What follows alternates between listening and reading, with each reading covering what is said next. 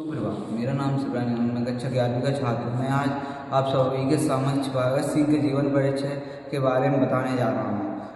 सरदार भगत सिंह का नाम अमर शहीदों में सबसे प्रमुख रूप में लिया जाता है। भगत सिंह का जन्म 28 सितंबर 1907 में पंजाब के जिला लाहौर के बागा गांव में हुआ था, जो अभी पाकिस्तान में है। एक देशभक्त सिख परिवार में हुआ था, जिनका अनुकूल प्रभाव उन पर पड़ा था। उनके पिता का नाम सरदार किशन सिंह, माता का नाम विद्यावती कौर था। यह एक सिख परिवार था जिसने आर्य समाज के विचार को अपना लिया था।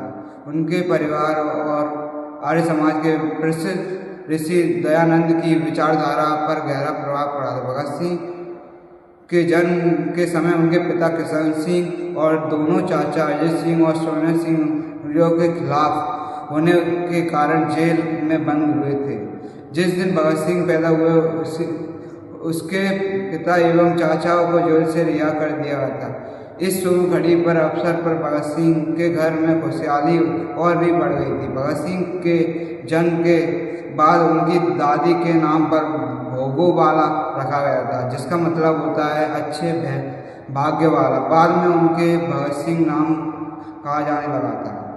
यह वर्ष 14 की आयु में ही पंजाब की क्रांतिकारी संस्थाओं में कार्य करने लगे थे। BMC स्कूल में उन्होंने 9वीं की परीक्षा की। 2023 में इंटरमीडिएट परीक्षा के पास होने के बाद उन्हें विवाह बंधन में बांधने की तैयारी होने लगी थी।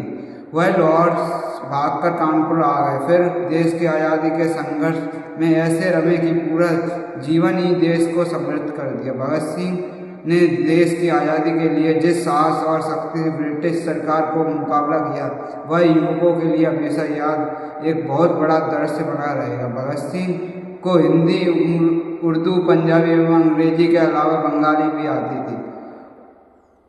जेल के दिनों में उन्होंने लिखे खतों एवं लेखकों से उनके विचारों को अंदाजा लगाया और भारतीय समाज में भाषा, जाति और धर्म के कारण आई दूसरी दुख व्यक्त किया।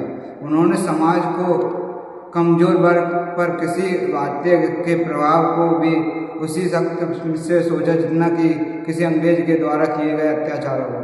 उनका विश्वास था कि उनकी शहादत से भारतीय जनता के उर्ग हो जाएगी, और लेकिन जब तक वह जिंदा रहेंगे ऐसा नहीं हो पाएगा। इसी कारण उन्होंने मौत की सजा सुनाने के बाद भी माफ़ी मांगने से मना कर दिया। अमृतसर में 23 अप्रैल 1919 को हुए जलियांवाला बाग हत्याकांड से भगत सिंह की सोच पर इतना गहरा प्रभाव पड़ा कि लाहौर से नेशनल कॉलेज की पढ़ाई छोड़कर भगत सिंह ने भारत की आज़ादी के लिए नौजवान भारत सभा की स्थापना की। कौरी कांड में रामप्रसाद बिस्मिल सहित 4 क्रांतिकारी को फांसी एवं 16 को कारावास की सजा से भगत सिंह इतने ज़्यादा बेचैन हुए कि चंद्रशेखर के साथ उनकी पार्टी हिंद रिपब्लिक नेशनलिस्ट से जुड़े गए और उनके एक नया नाम दिया गया, हिंदुस्तान सोशलिस्ट रिपब्लिक रेस्टोरेशन। इस संगठन का उद्देश्य था त्याग और पीड़ा झेल सकने वाले नौजवान तैयार करना। इसके बाद भगत सिंह ने राजगुरु के साथ मिलकर 17 दिसंबर को 1928 को लाहौर में सहायक पुलिस निरीक्षक अंग्रेज अधिकारी JP साइसन को मारा, और इस कार्रवाई में क्रांतिकारी चंद्रशेखर आज़ाद ने भी उनकी पूरी सहायता की। इसके बाद भगत सिंह ने अपने क्रांतिकारी साथी बटेश्वर दाता से मिलकर अलीपुर रोड, दिल्ली स्थित ब्रिटिश भारत की तत्कालीन स्टील ओवली से सभागार में 8 अप्रैल 1919 में अंग्रेज सरकार को जगाने के लिए बम और प्रचार फेंके। बम फेंकने के बाद वहीं वह दोनों ने अपनी गिरफ्तारी कर दी। इसके बाद लाहौर पंडित में इस मुकदमे में भगत सिंह को और उनके 2 अन्य साथियों राजगुरु और सुखदेव को 23 मार्च 1923 को एक साथ फांसी पर लटका दिया गया। Thank you.